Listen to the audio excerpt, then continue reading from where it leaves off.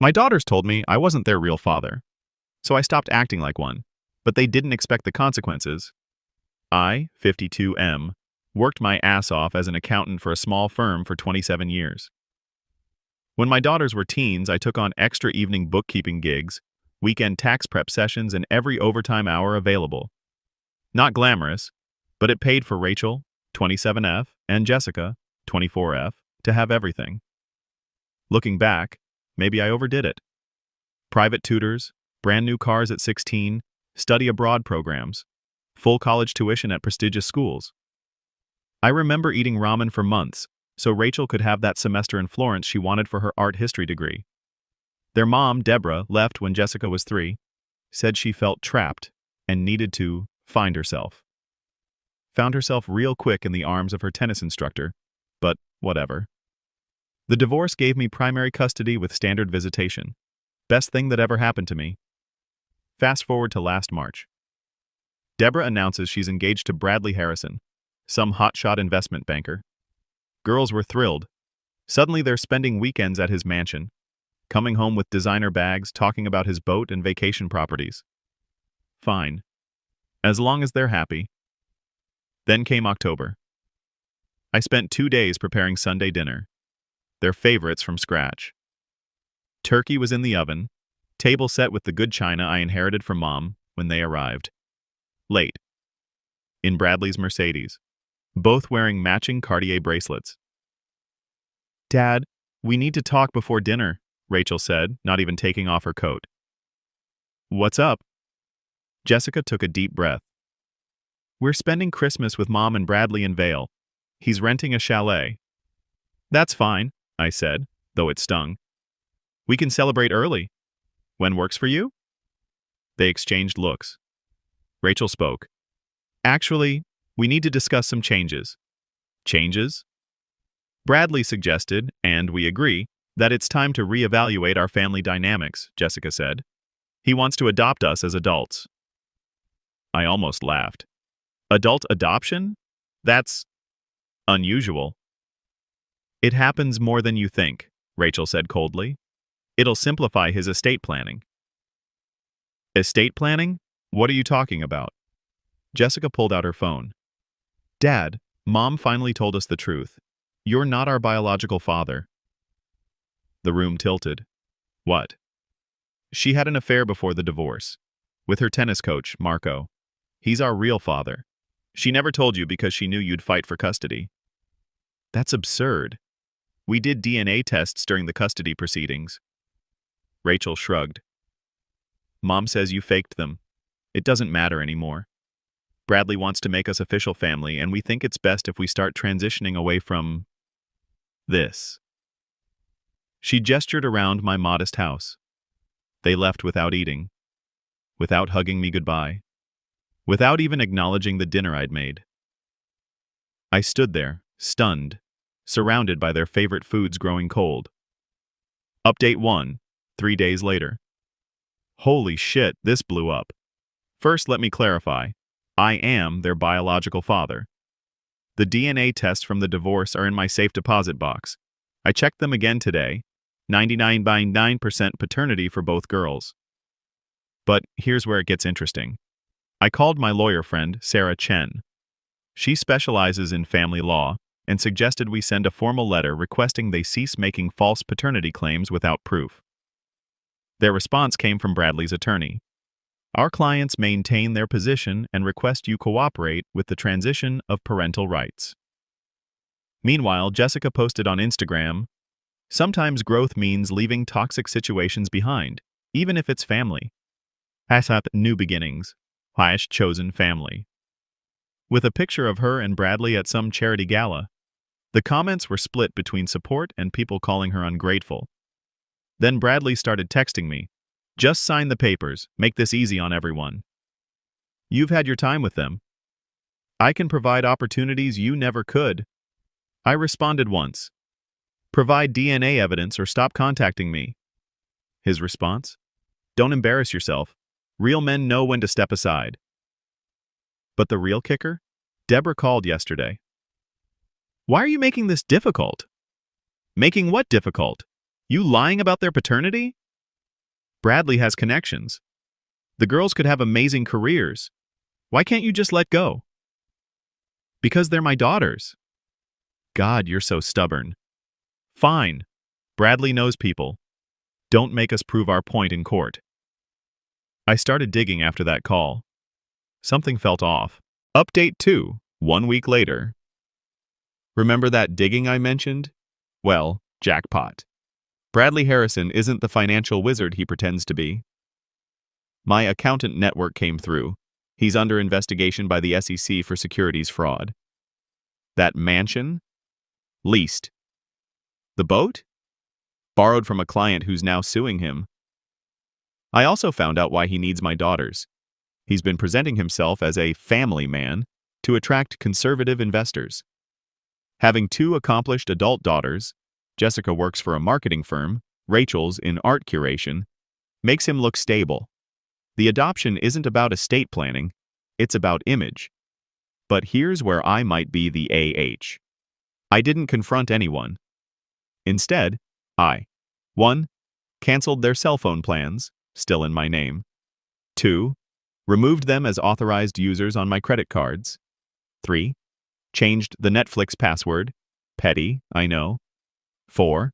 Sent them itemized bills for their cars, both in my name, and college expenses if they maintain I'm not their father. Total, $372,000. The explosion was immediate. Rachel showed up at my office causing a scene. How dare you cut off my phone during work hours? I'm sorry, do I know you? Dad, this isn't funny. According to you, I'm not your dad. Jessica was smarter. She came by the house that evening, tears ready. Daddy, please. We didn't mean it. We were just exploring options. Options that include denying I'm your father? Bradley said it would be better for taxes. Jessica, you took accounting classes. You know that's bullshit. She crumbled. He said we needed to distance ourselves for his investor meetings, that having a middle-class father would hurt his image. Finally, some truth. Update 3, 2 weeks later. The house of cards collapsed faster than I expected. Bradley's SEC troubles hit the news.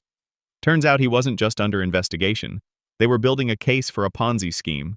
His investment firm was paying old investors with new money, and he was running out of new money. The engagement imploded when Deborah realized the mansion was a rental and the family fortune was fictional. She tried crawling back to me, but that ship sailed decades ago. But my daughters? They doubled down. Posted about how I was financially abusing them by demanding repayment for their education. Rachel's best friend, who I also helped through college, called me crying, saying Rachel was telling everyone I'm a monster. My sister jumped on the bandwagon. They made a mistake. Family forgives. Easy to say when you're not the one being disowned for a con artist. I kept all communication through lawyers. Sarah sent formal demand letters for the car payments and a timeline for transferring titles. Either they acknowledge I'm their father, or they pay up. That's when Bradley made his move. Had his lawyer send a threatening letter about extortion and emotional blackmail. Claimed I was interfering with his business by spreading rumors about his financial situation. Sarah laughed. Let him try. Discovery would be hilarious. Social media became a war zone. Team dad versus team daughters. Their friends attacked me. Mine defended me. It got ugly. I stayed quiet, just watched it burn. Update 4, 1 month later. Bradley was arrested last week. Federal agents raided his office and the rental mansion. Deborah was caught trying to leave with suitcases of cash. Turns out she was deeper in the scam than anyone knew. My daughters finally realized they'd backed a losing horse. Both came to my house looking shell-shocked. No designer clothes now, just jeans and sweatshirts. Dad, Rachel started. We made a mistake. Several, I corrected. Bradley's gone. Mom's probably going to jail. Jessica swallowed. We need help. What kind of help? The FBI froze our accounts. They think we might be involved because we attended investor meetings with Bradley. Were you involved? They exchanged panicked looks. Rachel whispered, "We may have helped transfer some money. Bradley said it was for tax purposes." I sighed. "Get a lawyer. A real one. We can't afford one. Our credit cards are maxed. Our accounts are frozen." Sounds like a personal problem. They left in tears. I felt nothing but tired. Final update, 3 months later. The dust has settled. Bradley got 12 years federal time. Deborah got 3 years for conspiracy. She flipped on him immediately, gave up everything. My daughters weren't charged. The prosecutor decided they were willfully ignorant rather than criminally complicit. But their reputations are trashed. Rachel lost her curator position. Jessica's firm let her go. The scandal was too much. They're living together in a small apartment, working retail to make ends meet. They've paid off about $15,000 of what they owe me for the cars. I'm not holding my breath for the rest. Last week, I got a letter from Rachel. "Dad, I don't expect forgiveness. We chose greed over love, lies over family. Every sacrifice you made, every hour you worked, every time you put us first, we threw it away for designer bags and fancy parties. I see you now. All of it. And I'm so sorry. Your daughter, if you'll still have me, Rachel." I haven't responded. Not sure I will. Jessica's letter was shorter. "I'm sorry. For everything. You deserved better.